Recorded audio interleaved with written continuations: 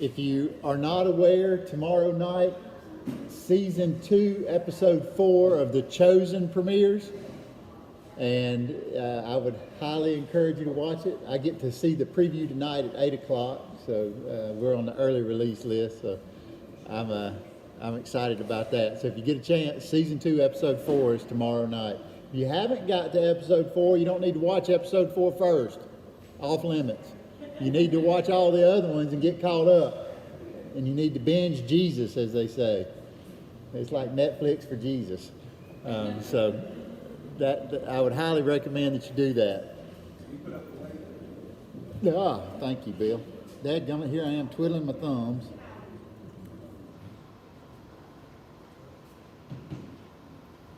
Put the links up. I apologize.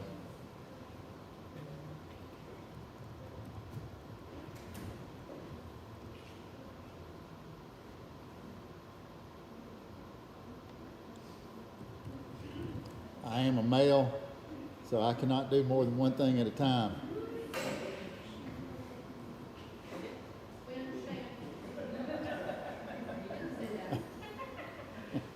I cannot help it. I've self-admitted.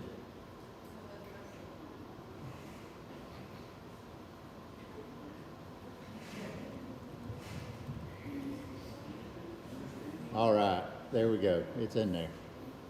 So tonight we are going to have fun learning about the gods of Exodus, the gods of Egypt.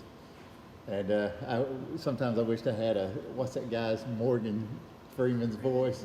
I wish I had his voice sometimes. So tonight we will learn about the gods of Egypt heavily. And we're going to get caught up as usual with what's the next thing that's going on. It's like watching a WWF match out that window. It's fixing to go down. Sorry. I didn't notice. Sorry, yeah, I saw everybody's eyes. So tonight, to catch us all up, where we're at is that Moses has left the desert of Midian. Zipporah most likely has left Moses and went back to Midian, while Moses and Aaron move on to Egypt. They are beginning to confront Pharaoh, and from now on I'm just going to refer to Moses and Aaron when they're together as M&A, just so I can keep moving. When we talked about John 3, Nicodemus became Nico, so M&A is Moses and Aaron. Moses and Aaron are in front of Pharaoh, and what we see is that Moses continues to contest to God, to Yahweh, I'm not the right dude. And Yahweh keeps saying, you're going to do this, you're going to do this.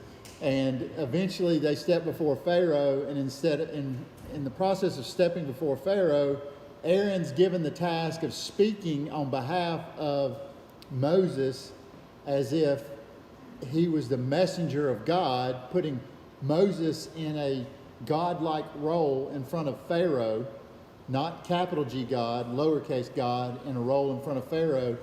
And the staff of Aaron becomes the first miracle. The first miracle in front of, or plague, or whatever you want, however you want to refer to it, in front of Pharaoh. And his staff turns into a snake, which eats multiple other snakes of the magicians and sorcerers that are around Pharaoh. Now, it is key that we remember that Pharaoh is in Egyptian culture considered a what? A god. He literally is a god from the standpoint in their culture. And he is a god that is supposed to, on behalf of the Egyptian people and the Egyptian nation, to make sacrifices, to perform rituals to the other gods to appease them so that they will bless the sun, so that they will, this week one of the things that I was studying is that one of the images, have y'all seen that movie, The Mummy? And you know the movie in The Mummy, the scarab comes up and there's like millions of scarabs on top of the ground, which it's like, oh, I just hate that. and then they're running everywhere. That scarab is also considered like a dung beetle kind of insect, and it'll roll up dung and push it to its home. That scarab is a symbol in Egyptian culture of one of the gods pushing the sun across. Do you see that kind of mentality, a round ball, the sun? And so in Egyptian culture, they actually viewed the scarab as a member of the god family pushing the sun across the sky into its place. It's absolutely fascinating to me. As more I've had an opportunity to study, I'm reading a book about Egyptian culture, and I'm taking a great courses. If you get a chance, there's a great courses study on Egyptian life in ancient times. It covers many thousands of years, but it's called The Great Courses, and you can actually go online and download it. It's like 60 plus hours of PhD level teaching. It is wonderful. It's a little dry at times, but it really teaches you a lot. And then I've read another book that I'm still in the middle of. I'm almost through with it, but it's a historical fiction book that talks about what it was like to live in Egypt at this time. And so they take the history, the antiquity of that we know about, and they transport it into storylines so that it helps us remember what they're going through. An excellent book as well. I'd highly recommend it. And one of the things that I've learned as I've gone through this is the dependency that the Egyptian people felt upon these gods. I mean, if something went wrong, they did something wrong to trigger that, or Pharaoh did something wrong to trigger the response from the God that is occurring. And as such, Pharaoh's got to fix it, or else Pharaoh's going to get booted. Because Pharaoh could get booted, by the way, not democratically as we think about it, but by a coup almost is what you would almost think about. And historically speaking, even in the line of the pharaohs, one of the mothers actually killed one of her sons so she could become pharaoh, and very quickly she got ousted in a coup, and the whole thing went over. So that is where we stand. Is M&A are standing in front of Pharaoh, and they're pleading the case that they need to let the people go because they need to serve God in the wilderness. And to serve God, I have turned the air conditioners up, by the way, to serve God in the wilderness, and they were asking for a 3-day journey. And Pharaoh says, no, I'm not going to allow that to happen. And that is where we now pick up with the storyline of tonight. And what we're going to talk about is that we actually begin to move into what are known as the plagues. The snake and the staff was not a plague. It was simply a miracle, a sign that was given to expose Pharaoh to who Yahweh was, a God he did not know, and to that Yahweh was powerful. And now we see that they begin to interact with Pharaoh with the plagues that are being issued from Yahweh. And this is a direct affront to every primary god in the Egyptian culture. And each plague, as we go down through here tonight, what I've done is tonight is going to be heavy in an Egyptian background as we read through the scripture together, because I've mapped for you on top of each plague what God is being exposed. Has anybody, just out of curiosity, I've been a follower of Christ since I was 6 years old. I'm 46 years old now. I've never had anybody teach me the gods that were mapped to it. Anybody ever had that done? Cool. I'm glad that that's kind of new for everybody. Tonight we're also going to see, if you recall, what was the physical body part of Pharaoh and the part of God that was used to express his power. Both of them were talked about in Scripture. His breath, but then there's another physical body part, his hand.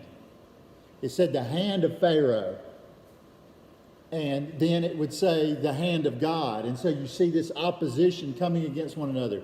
What was the name of God that is associated with, from a Hebrew standpoint, with the Almighty? Shaddai. Shaddai. And so whenever you think about that, that's what we're dealing with, is the Almighty God, Shaddai, dealing with these people. And then we're going to go through each one of these. So I'm going to get you familiar with some symbols and things as we go. This is called the Ankh, A-N-K-H. How many of you seen it before and not know what it stood for? I've seen it. I didn't know what in the world it stood for. I've just seen it before. Does anybody know what it stands for? The life.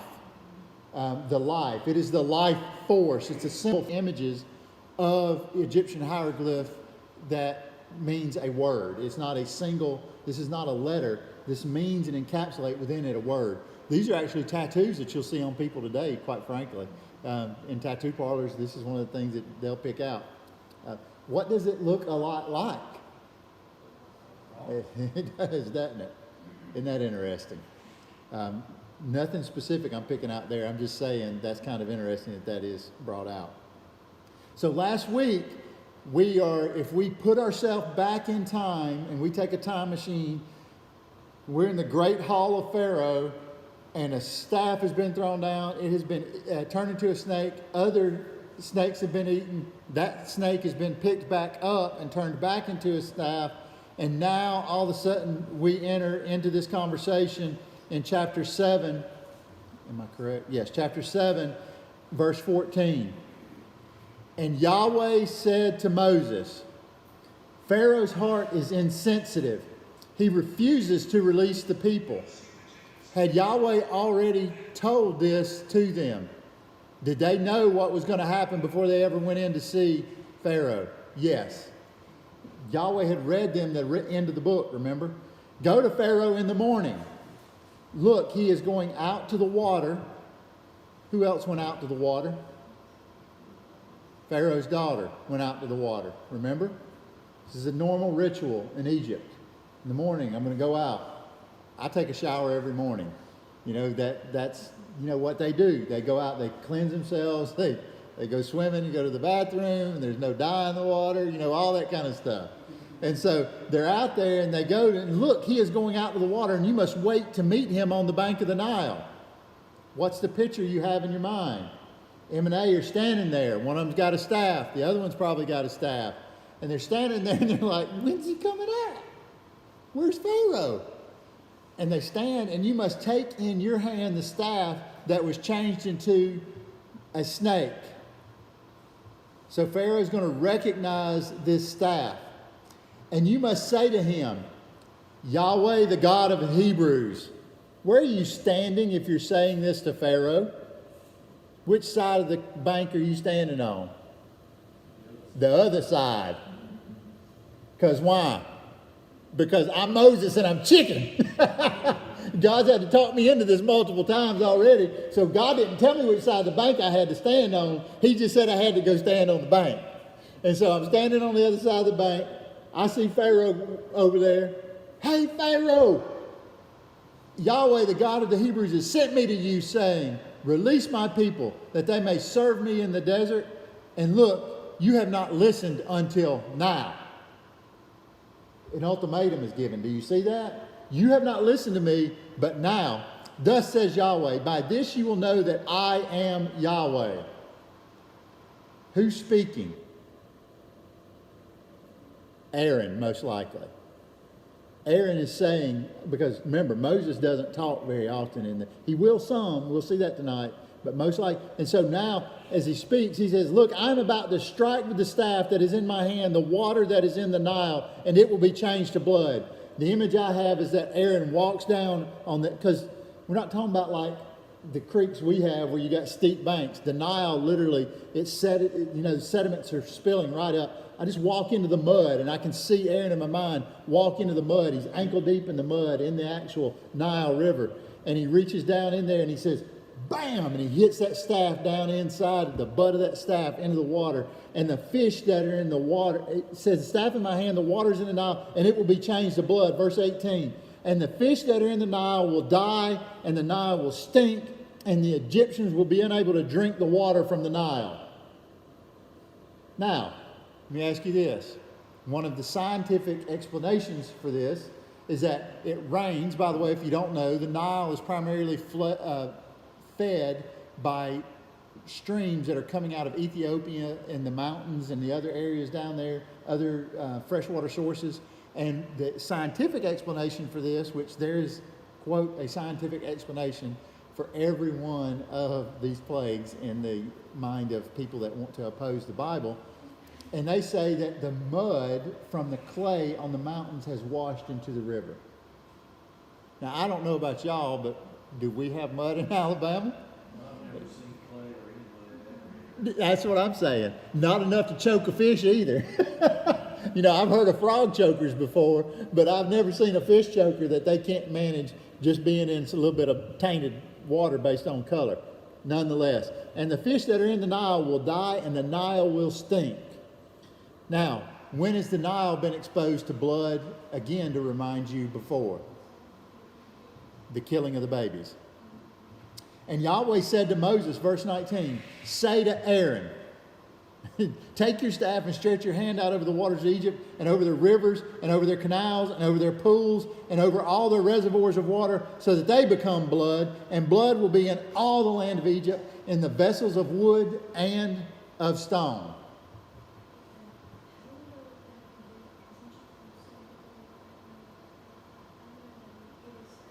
We just know that we just said that he did over the top. So in my mind, if I were to cinematically be playing this out, Calvin was asking, how do we know what he did? In my mind, I see him touching the water, to be clear. That's not what Scripture says. He's touching the water, and then he waves his staff above the other waters, and he said, all the waters. You know, Pharaoh's like, all the waters. Remember, when Joseph was Fazir, or the second in charge of the actual empire, he had an entire canal dug with a lake near his home, up near Goshen. And so all of this water now is being turned. And what's interesting in the, what's the guy's name, DeMille, that made the movie? He does a really cool representation of this. At one point, Moses and Aaron are standing in front of Pharaoh, and he's in a temple in that movie, and you see that one of the guys actually goes to pour water out of a vase. And whenever he does, there's blood that pours straight out of the vase, and he just drops the vase, and he's like, oh my goodness, everything's blood. But what we see is that it was not only the fresh water of the Nile, but it was the water that had already been gathered as well, which is very interesting, because now in your mind you have to think, he had water in his home that had already been gathered, Pharaoh's home. When he goes back home, he thinks he's going to get fresh water, and what happens? His servants say, there is no fresh water, it's all blood. And how long does this blood water last? Days. This does not go away like within a matter of hours. And so all this water becomes blood, and Moses and Aaron did so as Yahweh had commanded, and he raised his staff and struck the water that was in the Nile before the eyes of Pharaoh and before the eyes of his servants. Why does it matter if it's in front of Pharaoh's servants? Because news is going to spread, right? This is not just Pharaoh being able to isolate what happened within on his own little thing. This is the servants of Pharaoh being able to testify outside of it. And all of the water that was in the Nile was changed to blood. And the fish that were in the Nile died, and the Nile stank. And the Egyptians were not able to drink water from the Nile. And the blood was in all the land of Egypt. Can you imagine? I mean, do you realize, have you ever had any significant amount of blood in your hand? If you've ever been deer hunting or anything like that, and you've had to, this is a great conversation after dinner, you've had to gut a deer, blood has a consistency that is dramatically different than water, right? So imagine what that must have been like to have that around. And now the fish, what happens to the fish whenever they die? They float up to the top. And think about the smell now of rot. How long does it take for fish to stink?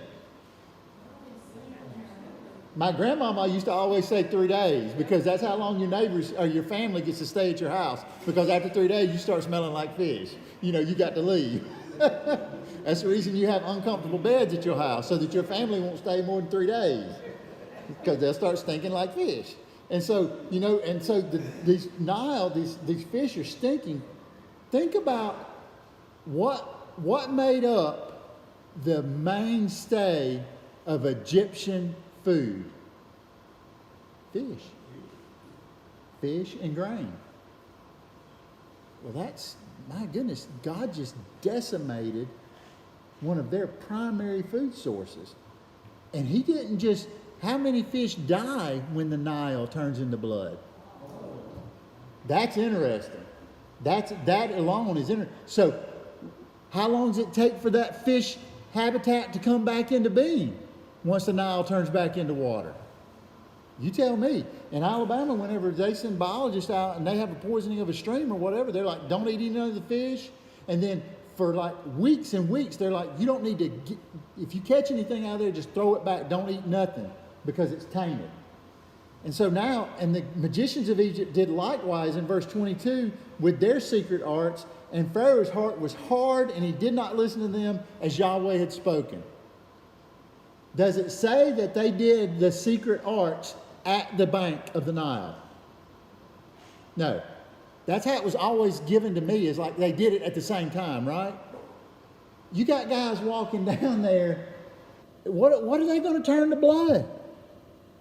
And so they go back to the palace and Pharaoh says, what is this? How do they do this? And the sorcerers and the magicians say, oh, we can do this too. Let us go get something and we'll show you. Do they have any water they can turn to blood? No. So they've got something else they've got to logically turn into blood, but they have some way that they convince Pharaoh that they are able to convert liquid into blood. Does that make sense? They're not on, they can't do it while they're standing next to the Nile because it's already been done. And all the water around them has been taken care of. And so Pharaoh turned away and went to his house, and this he also did not take heart. And all the Egyptians dug around the Nile for water to drink. So what water can they get? Water that's not been exposed yet to the elements. What we find out from this text is that as long as there is water that is hidden beneath the ground, that they can get access to water, because they were unable to drink the water from the Nile, they could get water, and 7 days passed after Yahweh struck the Nile. So for 7 days, Egypt is scrambling to try and find wells that they do not know about, to grab water so that they can live. Because how many days before the human body starts shutting down? 3 to 4. And you start really struggling with no water. So can you draw water from? Camels, plants, and well water. Okay, so that's where they've got to try and go get this. Interesting that they searched out other water sources to survive, knowing that they could not survive any considerable number of days. Also, impacts on the economy should be considered. God just decimated all the fishermen. All their livelihood just went out the window. The fishing business and therefore their diets had to take a hit. I imagine people were asking, who made the gods mad? Do you see that? Because whose job was it to make the gods happy? Pharaoh's. So, check this out. These are the three gods of the Nile. Happy, Osiris, I'm sure you pronounce that some other way, but I've never studied Egyptian. Khnum. Notice what Khnum's face is made out of. A bull. What happens at Mount Sinai? Who do they sacrifice to? A bull god. So Osiris was they had multiple gods, as you'll notice tonight. They had multiple gods that are aligned to multiple things. Osiris was a god that was in charge of the Nile itself, as in paddling the Nile. He was a boatsman.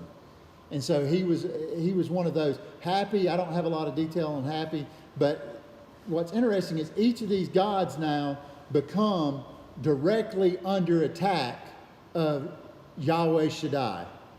Do you understand what God's doing here? God Yahweh just said to Pharaoh and all of Egypt, your gods are meaningless. He just took these three gods out. And the reason the servants are important, because the servants can attest to what's going on besides just Pharaoh and his magician tribe, right? Because I can keep a secret among some people, but when the servants hear it, it's gossip central. And so now what we're seeing is it's like our gods can't even protect us, and our food source is gone. So, chapter 8. We know this last 7 days they've passed through, and now they're going to interaction with Pharaoh on the bank again. And Yahweh said to Moses, go to Pharaoh and say to him, thus says Yahweh, release my people so that they might serve me. That's important, because we see serve me again. And if you're refusing to release, look, I am going to plague all of your territory with frogs. Like twice a year we have on our road when we drive home, we have just frogs that come out, little bitty frogs come out everywhere. And you're driving down the road and you can like hear them. And you're like, oh, this is disgusting. And every once in a while, they'll travel all the way into the garage with you, and you're like, hey, where's that smell? We got a dead mouse in the garage.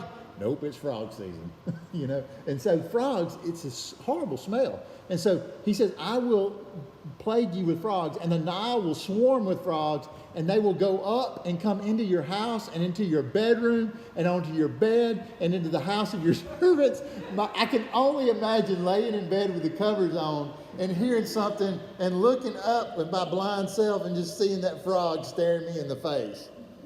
You'd be like, what in the world? And among your people and into your ovens and into your kneading troughs, and the frogs will go up against you and against your people and against all of your servants. It's like a frog army arises. It's against you. Against everything you're trying to do, the frogs, come against you. And Jenny, what was the dad joke? I can't remember. What kind of shoes do frogs wear? Open-toed. That's pretty funny. I like that one, actually. Can you imagine sitting by the Nile in the evenings and listening? We have a little creek, middle creek that runs near our home, and we can sit outside on the back porch and you can listen to the crickets and the frogs, and sometimes it's like overpowering because they get so many. Can you imagine what it sounded like?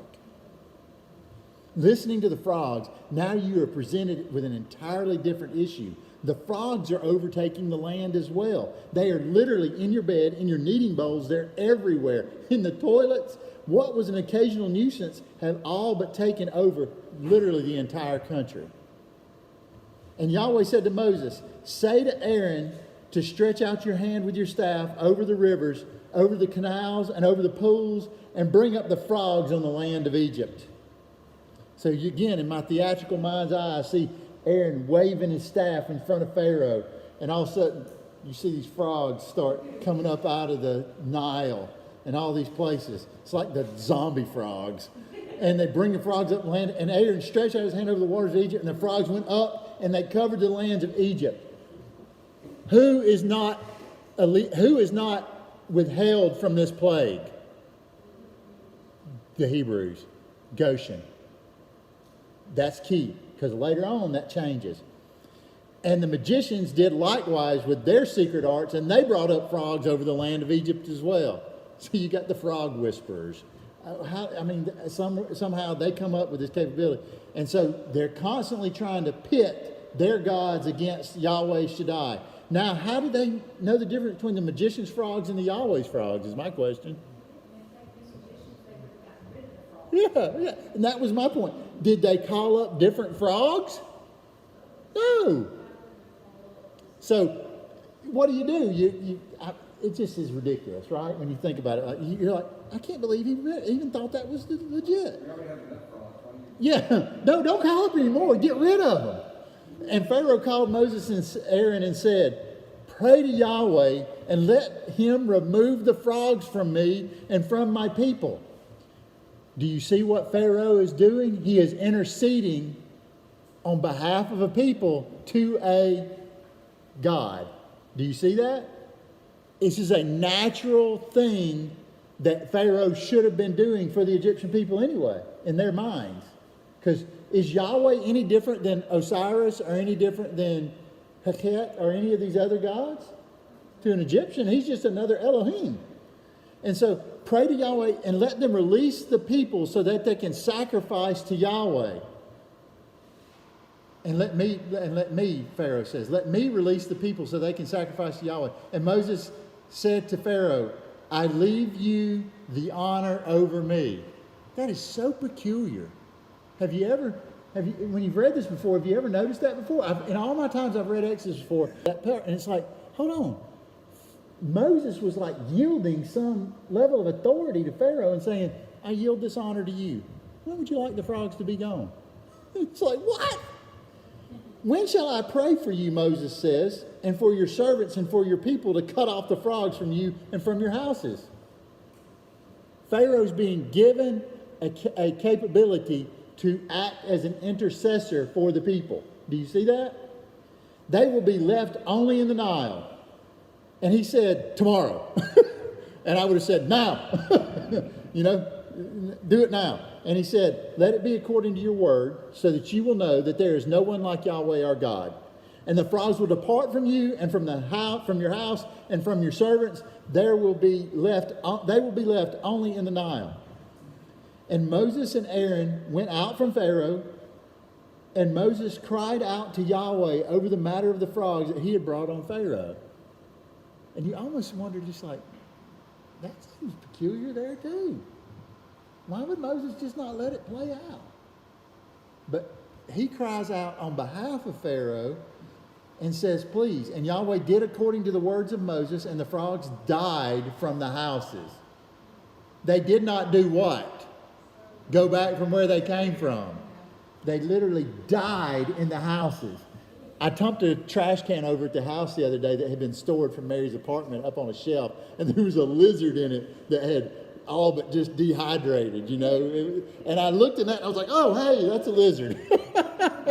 And I could just imagine, have you seen dehydrated frogs? And you're just like, oh my gosh, how long has that thing been there? And so I can imagine in my mind's eye again, look at what's going on.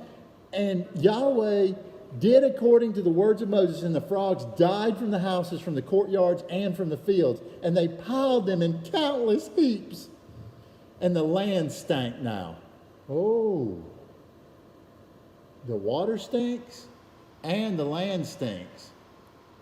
What did we read just a few chapters ago about something that smelled? Do y'all remember? It was a smell that went up before Pharaoh's eyes, it said. The fragrance went up before Pharaoh's eyes is how the scripture actually says. Y'all remember that? So notice that this stink in Exodus 5:21 is where that comes from, is where we get this smell. And so God said, I'm going to make Egypt stink.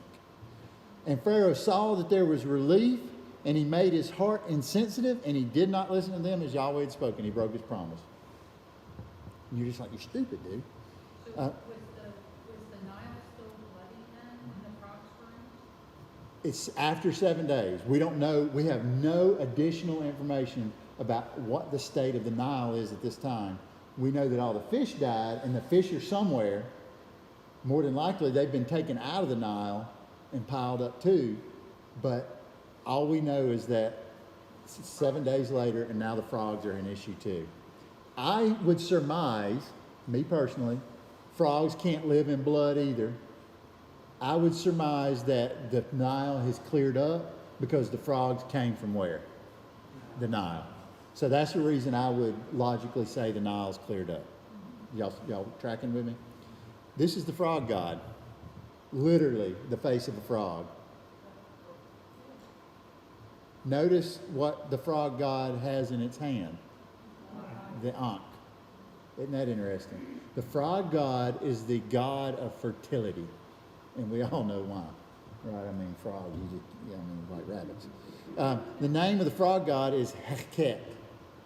And that is literally, if you notice, and I don't know who the other god is here. I didn't do my research on this image. But this is an actual hieroglyph out of Egypt. Chapter 8, verse 16. And Yahweh said to Moses, say to Aaron, stretch out your staff and strike the dust of the land, and it will become gnats in all the land of Egypt. So again, in my mind's eye, he reaches and he pops the ground, and it dusts up. And he did so, and Aaron stretched out his hand and his staff, and he struck the dust of the land, and it became gnats on the humans and on the animals. All the dust of the land became gnats in all the land of Egypt. We get flying ants around our house once a year for like a week. We have like this crazy habitat on top of our hill. Y'all got to come sometime, because we just get all these crazy things that go on. But we get these flying ants. They're like little gnats. And if they're just in swarms, and if you go through them on a white shirt, they just jump all over that white shirt, and they'll just cover you if you go outside at night. And they'll just cover. We have to turn the lights off on the outside of the house because they'll just go to the lights as well, and they'll just swarm everything. Have you ever been around an insect when it swarms like that? Have you ever been fishing when it swarms like that? I have, and the fish eat as much as I do.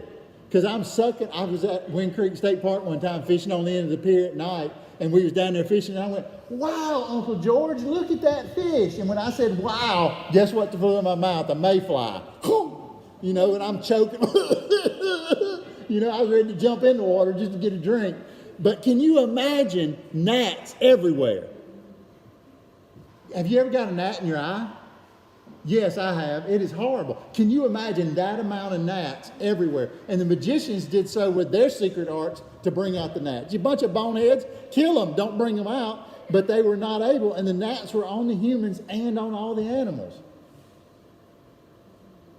And the magicians said to Pharaoh, it's the finger of God. Huh? You didn't think the blood was? You didn't think the frogs were? And a gnat's the finger of God?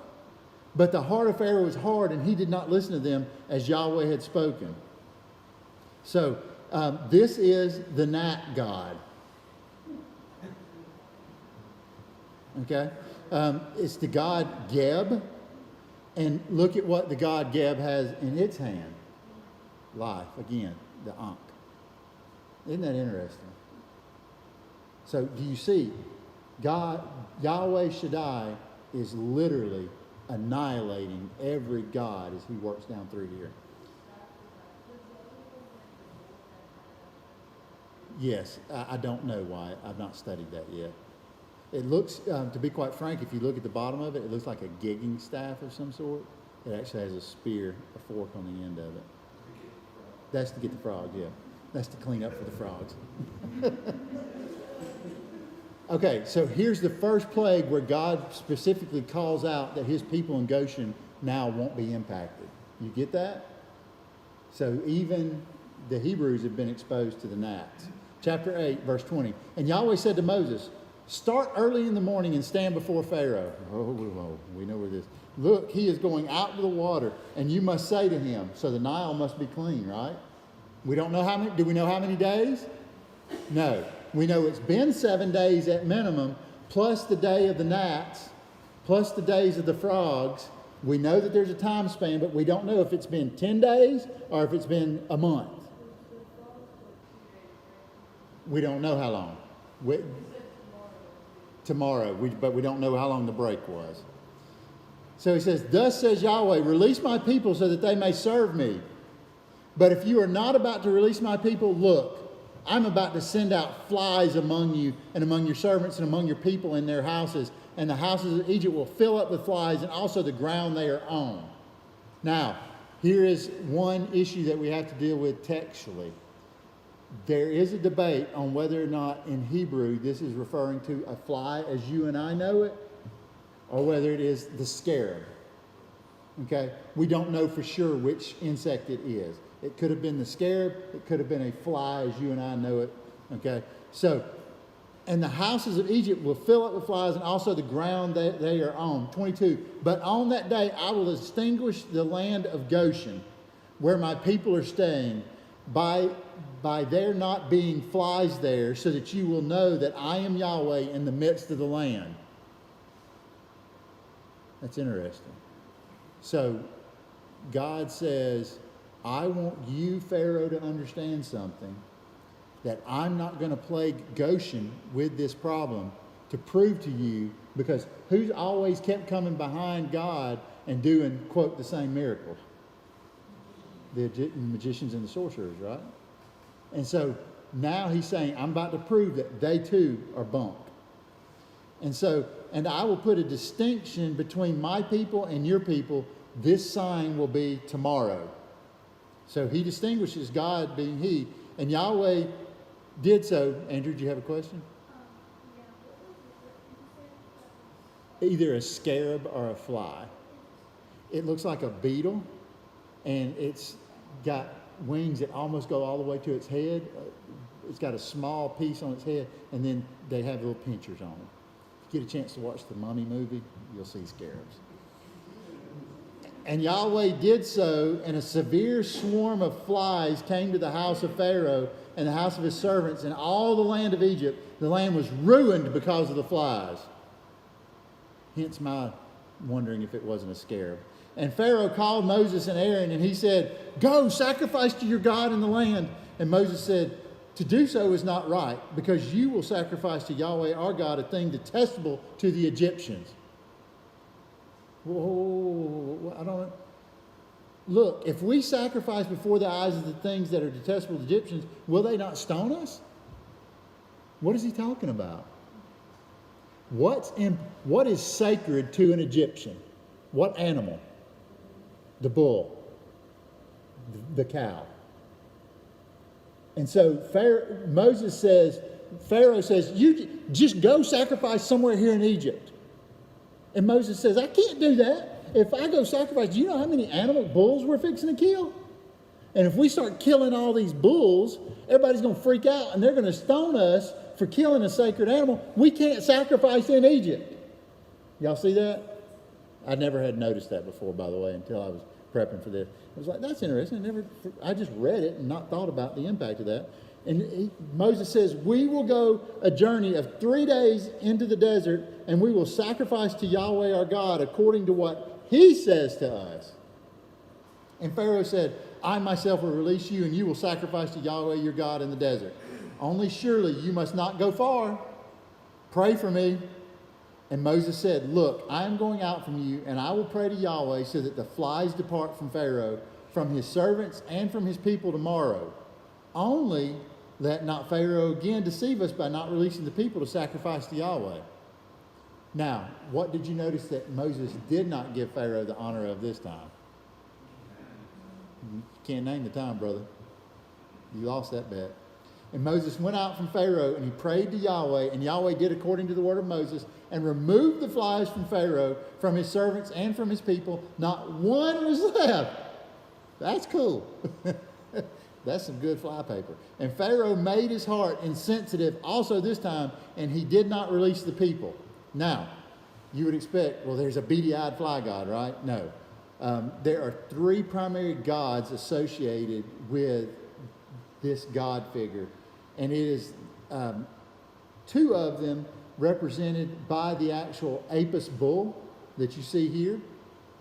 And then they are to be, the bull is to be a physical representation of this man-like God here. Ptah. Okay? So they worshipped cows in honor of Ptah.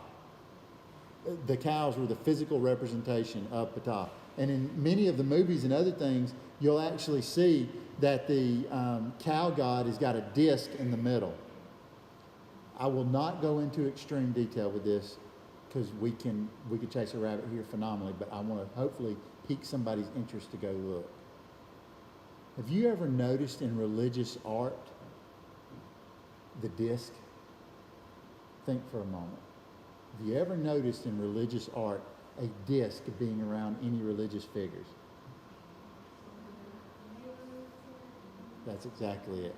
Especially in Catholicism, you see a disc behind the head of many, especially in Orthodox Catholicism that you can even trace back. I've had the opportunity to be in Africa before. A lot of that imagery has the disc behind the head. The disc originates from Egypt, and it originates to point back to the god of the sun, Ra.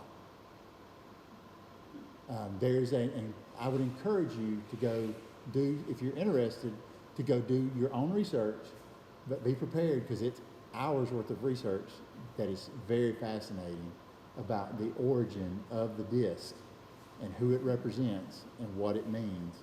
And if you'll notice, we see it even in Egyptology, we see the disc being represented here. Chapter 9, and Yahweh said to Moses, "Go to Pharaoh and say to him, 'Thus says Yahweh, the God of the Hebrews, release my people so that they may serve me. But if you are refusing to release and you still are keeping hold of them, look, the hand of Yahweh,'" you see that hand come out? The Almighty, the hand of Yahweh is about to be present with a very severe plague on your livestock that are in the field, on the horses, on the donkeys, on the camels, on the cattle, and on the sheep and the goats. what is left to eat, y'all? This is it. The hand of Yahweh shows up again. Remember Shaddai the Almighty. And remember also that Pharaoh talked about his hand keeping the Israelites. He would not release them. But Yahweh will make a distinction between the livestock of Israel and the livestock of Egypt. And not a thing will die from all the belongings to the Israelites. Goshen's protected again. Verse 5, and Yahweh set an appointed time, saying, tomorrow Yahweh will do this thing in the land. And Yahweh did this thing the next day. All the livestock of Egypt died, but from the livestock of the Israelites not one died. And Pharaoh sent to check, and it turned out not even one from the livestock of Israel had died. But Pharaoh's heart was insensitive, and he did not release the people.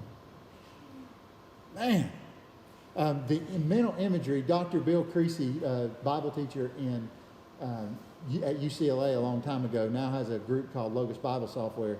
He gives us a mental image, and the image, figuratively speaking, is of a rope, a cotton rope that has been wet and knotted. And that is the imagery that you are seeing of Pharaoh's heart, is that God is allowing that heart just to become more and more knotted. Okay? That's the imagery you should have in your mind. Notice, where are the magicians of Pharaoh now? They're somewhere else. They're not even present anymore in the storyline. Well, and why that's exactly what I wondered is, had it come to a point where Pharaoh became so paranoid and distrusted them so much that he thought, you're useless too, and they would not dare even step in front of him. In one of the movies, DeMille, you see that sort of working itself out as well. So that's interesting that you came to that conclusion. Chapter 9, verse 8.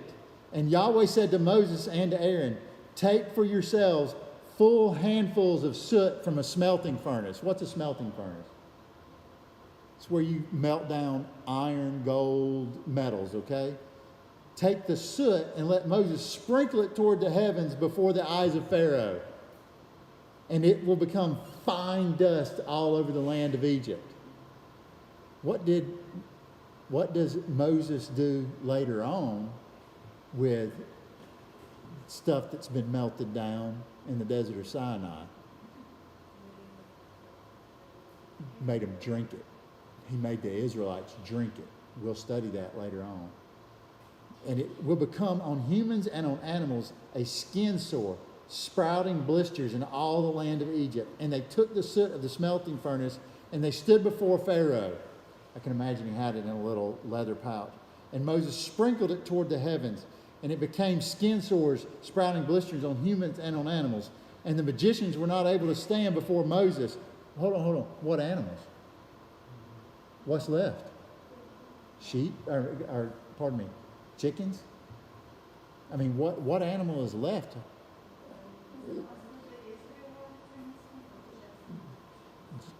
We're not specifically told that the Israelites are excluded from this, but we believe that they are because it was a transition point, and we see that they have animals whenever they leave.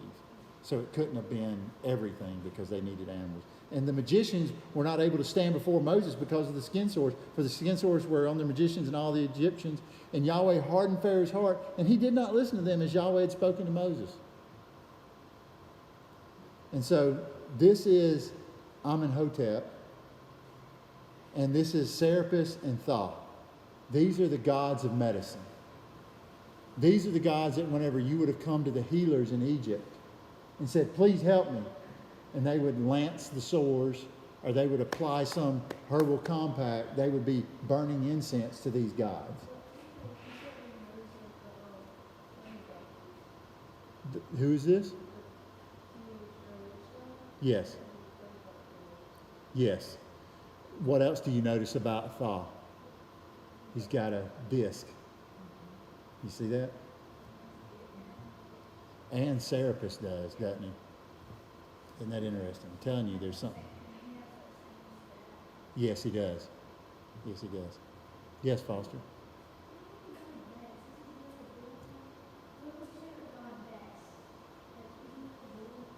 I believe so, but I can't remember for sure. Yes, he can be. It would have been in the animal gods that we see that's not. I didn't do a good job, Foster, writing that part. I should have laid that bull god out. Chapter 9, verse 13. And Yahweh said to Moses, start early in the morning and stand before Pharaoh. Catch him in the morning. Look, he is going out of the water, and you must say to him. Again, M and A are told, go out and meet him there. My question is this. Why are Moses and Aaron allowed to walk around free? There's no other explanation. I'm not going to lay a hand on them boys. Because that Yahweh, that God, if I touch him, it's going to be bad mojo. Yes, it does. Yes, it does, Wyatt. That's a very good point. Thus says Yahweh, the God of the Hebrews, release my people so that they may serve me. For at this time I am sending all of my plagues to you personally, and among your servants and among your people, so that you will know that there is no one like me in all the earth. For now I could have stretched out my hand, and I could have struck you and your people with the plague, and you would have perished from the earth. God just said, I could have killed you completely. I could have literally smoked you, but I've spared your life. But for the sake of this, for one reason, this is important, y'all. For one reason, I have caused you to stand. For the sake of showing you my strength, in order to proclaim my name in all the earth. Wow. If you won't be with God, he'll make you a fool to show his power to the entire world. You see what he's doing? He just pretty much told Pharaoh, I'll use you in your worst. I'll keep you alive with bulls on to prove I am in control. That's stout. That's a big piece right there for God to say. Still, you are behaving haughtily, arrogant spirit, to my people by not releasing them. Look, about this time tomorrow, I'm going to cause a very severe hail to rain.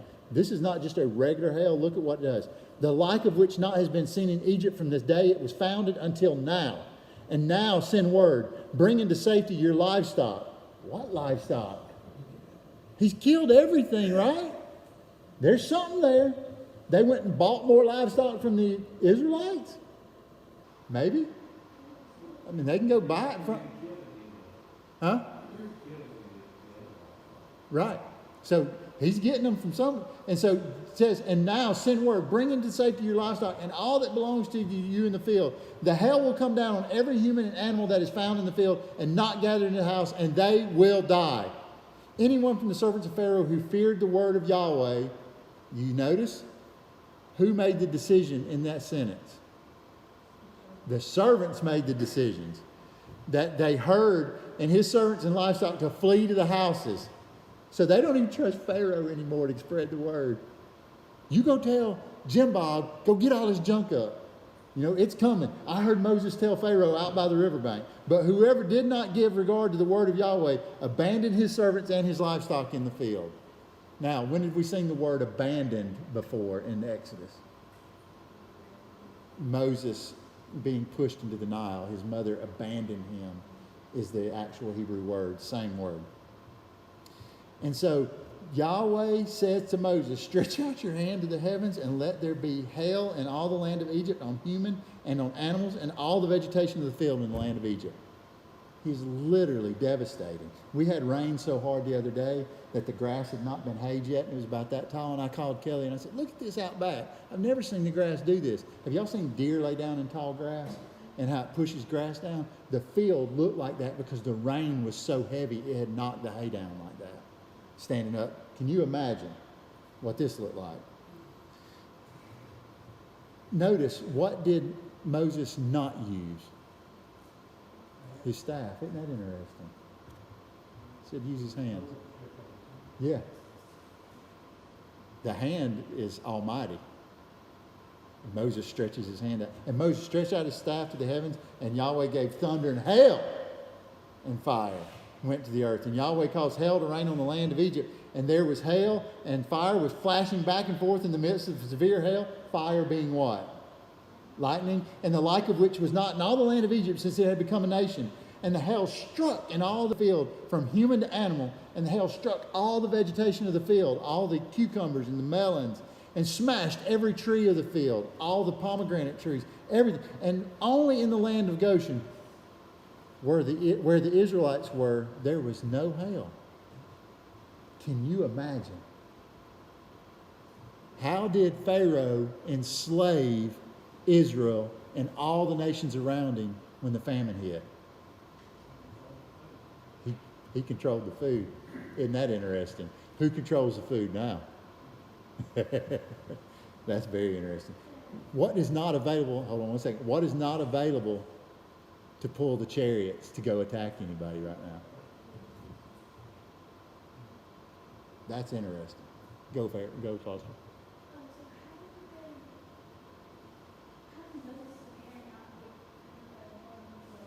They went indoors. There are houses that they can go in. It was saying that people left outside the house as the storm came in. They were caught. And Pharaoh sent and called Moses and Aaron and said to them, I have sinned this time. Yahweh is the righteous one, and I and my people are the wicked ones. Pray to Yahweh, the thunder of God. God's power is showed through the thunder. And the hail are enough, and I will release you, and I will no longer have to stay. And you will no longer have to stay. And Moses said to him, at my leaving the city, I will spread out my hands to Yahweh. The thunder will stop and the hail will be no more, so that you will know that the earth belongs to Yahweh. Wow. He just took every god of all the sun, the moon, the river, the frogs, everything. He says, it all belongs to God. But as for you and your servants, I know that you do not yet fear the presence of Yahweh God. And the flax and the barley were struck, because the barley was in ear and the flax was in bud, but the wheat and spelt were not struck, because they are late ripening. You say, why is that important? This is a historical document. We don't have 1452 BC laid out for us, but we have a time of year that is easy now to identify, right? And Moses went from Pharaoh out of the city, and he spread his hands out to Yahweh, and the thunder and the hail stopped, and rain did not pour on the earth. And Pharaoh saw that the rain and the hail and the thunder stopped, and he again sinned and made his heart insensitive, he and his servants, and Pharaoh's heart was hard, and he did not release the Israelites, as Yahweh had said by the agency of Moses. And you're like, you idiot! So, let's see. All right, I'm going to play this for y'all, and then we'll end. Following on, welcome to All Pac-Man Things. I will. It's just got background music, so it's not going to be very entertaining. There's no words, but the music does give it some cool effects. Make sure I got jacked up. This is a movie scene of many of the plagues coming together. I thought it was really cool.